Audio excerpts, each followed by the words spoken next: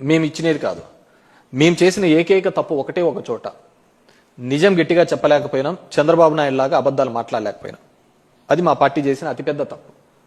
ఎందుకంటే వాళ్ళు ఈ భూము ఈ బీర్లను అన్నింటినీ చూపించేసి ఇవన్నీ జగన్మోహన్ రెడ్డి జే బ్రాండ్లని వాళ్ళంతగా ప్రచారం చేసినా కానీ, లేదా ఇవన్నీ తెచ్చినది తెలుగుదేశం పార్టీ ఆధ్వర్యంలోనే వాళ్ళ ముఖ్యమంత్రిగా వాళ్ళ టెన్యూర్లోనే తెచ్చారు అనే విషయాన్ని కూడా మేము గట్టిగా ప్రజల్లోకి తీసుకొని పోలేకపోవడము మేము చేసిన అతిపెద్ద తప్పుగా భావిస్తున్నాం. వాళ్ళు చేసిన అబద్ధ మాటలు, కుట్రపూరితమైన అంశాలను మేము జనంలోకి రివర్స్గా కౌంటర్ పోయినాము అధికారంలో ఉన్నప్పుడు. ఎందుకంటే ఏ డిస్టిలరీ మేము ఇవ్వలేదు.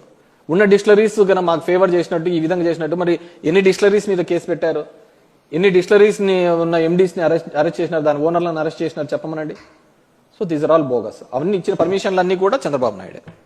డెఫినెట్ గా వీఆర్ లీగల్ బ్యాటిల్ చేస్తున్నాం. ఇప్పుడు వాలంటీర్ల మీద పట్టిన కేసును కూడా వాళ్ళు ఏదో రివిజన్ పిటిషన్ వేయడం జరిగింది. చంద్రబాబు ఆ రోజు పవన్ కళ్యాణ్ 30,000 మందిని కిడ్నాప్ చేసినాడని చెప్పేసి, ఇవి చేసినారు, అమ్మాయిల్ని చేసినాడనే ఒక అంశం మీద వాళ్ళ నేవనెత్తిన దాని మీద కూడా మేము కౌంటర్ వాళ్ళ ఆ కేసును తీసేయాలని చెప్పేసి వేయడం జరిగింది. లేదు మళ్ళీ దాని మీద కోర్టుకు అప్పీల్ చేయడం.